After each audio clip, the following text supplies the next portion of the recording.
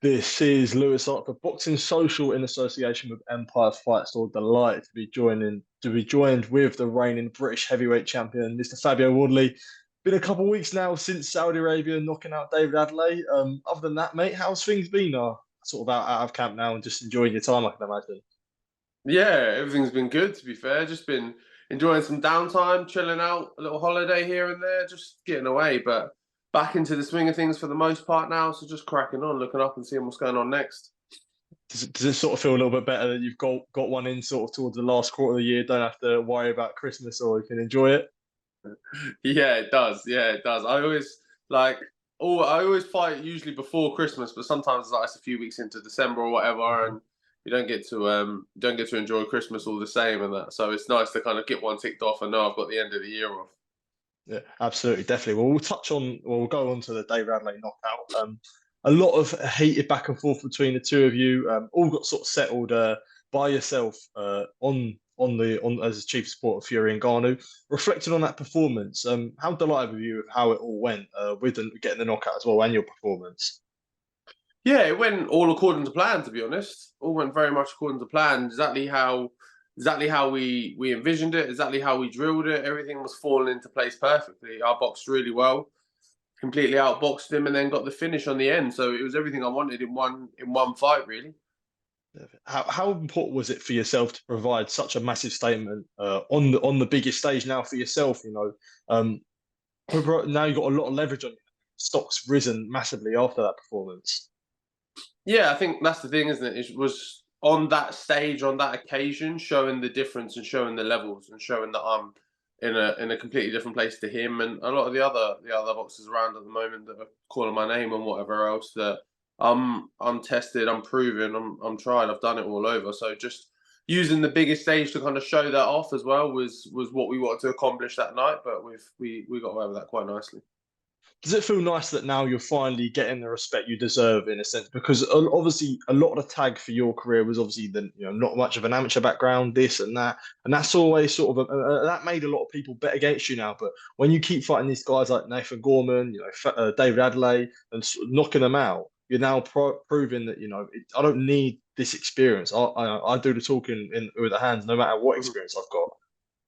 Yeah, I think my there's not much to be said anymore. I think my resume, at least to this point, speaks for itself. But I've taken hard fights, I've taken difficult fights, I've taken a lot of fights where people think I'm going to lose, where they think it's a step too far, and I always seem to come out on top. I always seem to push through. I always seem to like knock down the barriers that they think are in front of me in terms of like different things. They think someone's more skillful than me, or someone's a better boxer, I'm stronger, faster, more powerful, whatever.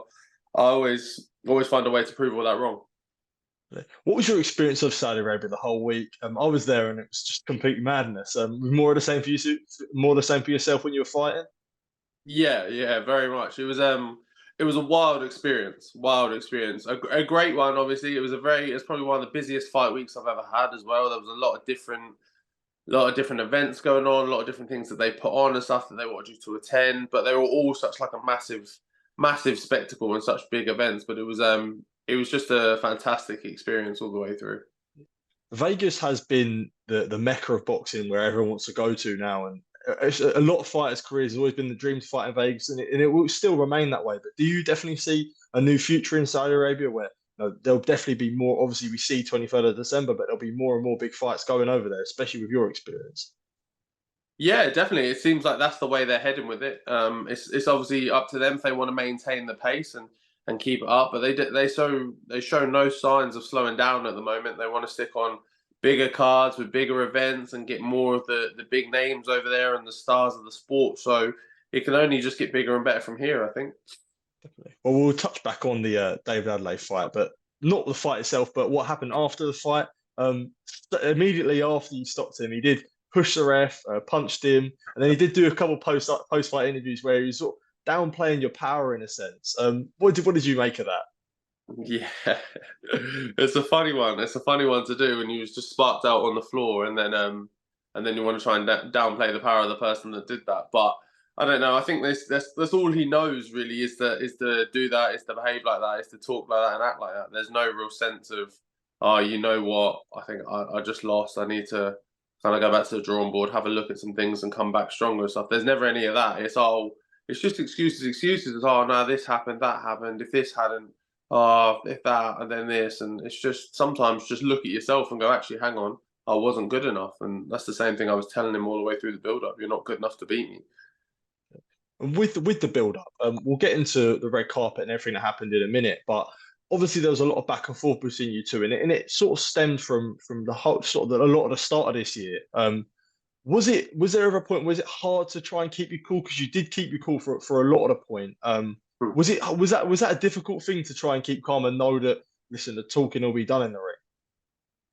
Yeah, no, like I don't think it was necessarily hard because I know I'm wise enough to know that it's all hot air. Like all the stuff before, all the fuss and the faff and the talking and this and saying this and that. It means nothing in the end. By the end of it, the only thing that matters is the win or the loss on your record. So that's the only thing I was ever focused on, and I always knew that focusing on the fight, doing what I need to do, and coming out on top will always be way more satisfying than anything I could have done or said in the build up to the fight.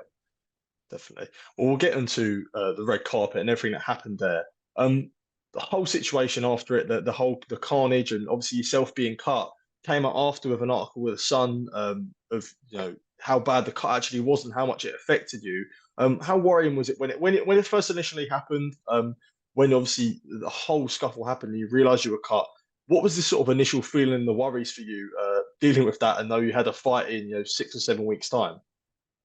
Yeah, it was an interesting one between me and the team that we had to kind of really assess and look at. But I'm always quite hard headed in the sense of that, regardless of the circumstance, regardless of what's going on, I always want to carry on. I always want to push forward. So wherever there was any possibility of it may not happening or having to postpone it or whatever, I'd always just put the caution in it and just say, no, look, we're going to find a way to figure this out and get there in the end. So, and that's what we did. Really, we found a way because I knew, with regardless of the cut, regardless of the damage and whatever else, and regardless of me not being able to train properly for a few weeks or not being able to spar at all for the camp, I knew I could still win. I knew I could still come out on top. I knew I didn't necessarily need those things to beat him.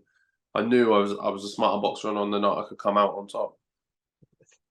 Just mentioning that there with the cut, and obviously one thing that I did notice in the press conference as well for the pre-fight press conference, when I said to you about sort of was it hard to keep the cool, there was a time where he sort of alluded to the Hmm. cut in a sense where he did make a few comments, and like hearing that and things like that, like did that sort of rub you up the wrong way because it seemed like it was a little bit irritating for you?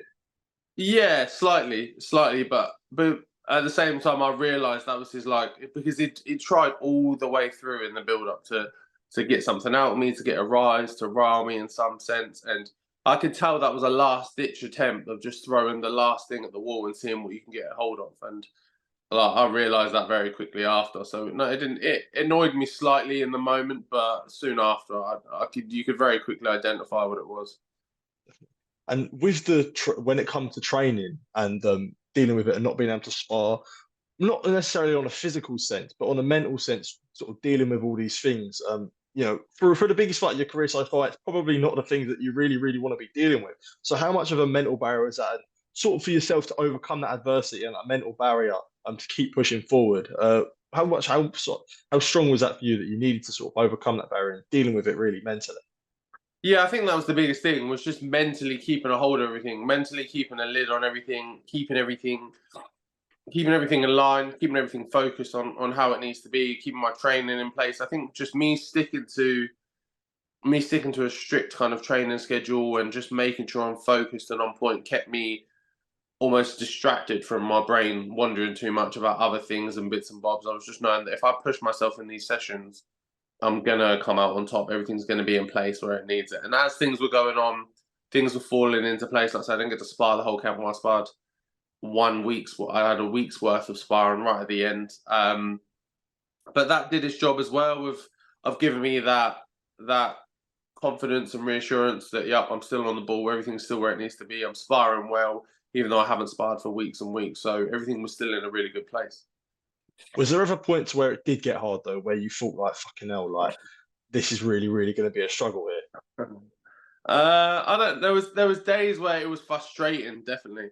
there was days where it was frustrating, where I really wanted to either push myself, or I really felt like I wanted to spar, or there was bits of my training that I really just wanted to do to really help me kick on, because I'm always wanting to push myself further and further as much as I can, but I just wasn't wasn't able to, because I had certain restrictions, obviously around my injury and not being able to train in certain ways and things. So it became frustrating in certain places, but I'm lucky enough to have a good support base around me, a good team as well, who are very on the ball, switched on, and very reassuring as well.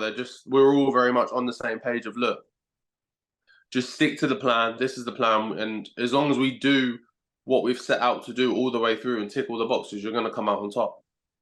Because I say that because obviously, a typical box thing will say during the fight is, camp's gone well, this and that. For yourself, that wasn't always the case. So I'll say, was there things in the back of your mind where you knew that, I haven't been able to spar as likely as much as I want to, and I haven't been able to train as much as I want to? Is there like worries in your performance that I may not be, entering 100%? Yeah, it's a funny one, because it's weird to say that the camp actually went really well, because it did. Yeah. Like, aside from the obvious, it actually went really well. Like, everything was on point. We was training really hard. All the other bits that I was doing, I was able to really double down in, and get some of the best results of the camps that I've had throughout. But yeah, sparring's always the biggest one. I think, and not even more so for any sort of fitness or whatever else, because I'm always know I'm fit and there's other ways to do that and tick that off. But it's more so for the feeling of it, being in the ring with someone, getting hit, punching, and things like that. And also, a massive thing is timing of things. I think that all that Yeah. did it did transfer slightly into the fight on the night as well. It took me a round or two to really find the range and warm in properly, which maybe wouldn't have been the case if I'd had more weeks worth of sparring and really was a bit sharper with things. But it took me a couple of rounds to figure that. But once that was good, I was on the ball. And after the fight, after you'd stop him instantly, a massive outpour of emotion from you.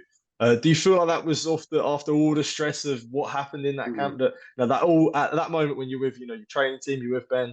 That's all under you now, and you managed to get through it. Yeah, definitely. Yeah, definitely. That's the first time I allowed myself a little bit of a break, a release of just going a big breath, really, of just an exhale of, Yeah, like, yeah, okay, cool, that's done, that's ticked off, everything's good, and yeah, I let off a little bit, so it was all yeah. right. That was the right time to do it. Definitely. And just dealing with adversity, throughout your boxing career, whether it be in or outside the ring, how much do you feel like that builds your character? Even in situations like this, say if later down the line you deal with certain adversities, whether it be in a fight or outside, I feel like I've had the rehearsals for these already. I already know what to do and how I can deal with it.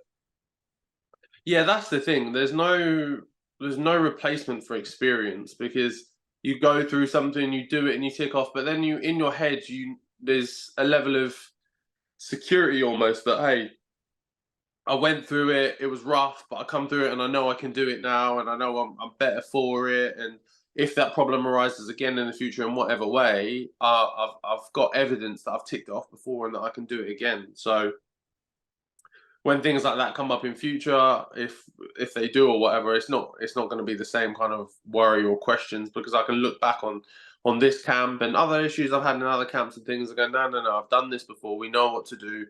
I'm comfortable. Let's keep moving forward. Absolutely. Well, we'll look at moving forward now. What is the promotional situation with yourself? Obviously, this fight was on Queensberry. You were having fight by fights on Matchroom. Um, does it feel nice to sort of be a man in demand now? We talked about having the leverage. You've got that now, so you can sort of pick whatever you want to do. Yeah, it's always nice to be in control of your own career. That's always a stance that me and the team have been strong behind, is being in 100% control of my own career. I can dictate whatever I want to do and whenever I want to do it. There's a level of risk reward that goes with that. Obviously, it's all great when you're winning, and maybe if you're losing later down the line, and things can get a bit sticky. But I'm willing to bet on myself and take those risks. So it's always, for me, it's just looking about whatever the best option is. Whoever it's with, whoever it's fighting under, whatever promotion it's on, whatever show it's on, is not relevant, really. Like, I want to have the best fights of my career. I've already proven that I want to be in the big fights on the big shows. So wherever they are, wherever I can get them, is probably where you'll see me. I was kind of going to say, obviously, Queensberry just signed Sol Dakers, who is the English champion, and obviously, Boxer have Fabio. They don't have Fabio. They have Frazer Clarke. who you know the back and forth between you two, you know the whole situation there. Do you feel like you want to stay at got fighting, so holding this British title, want to defend it against guys like Frazer and Sol?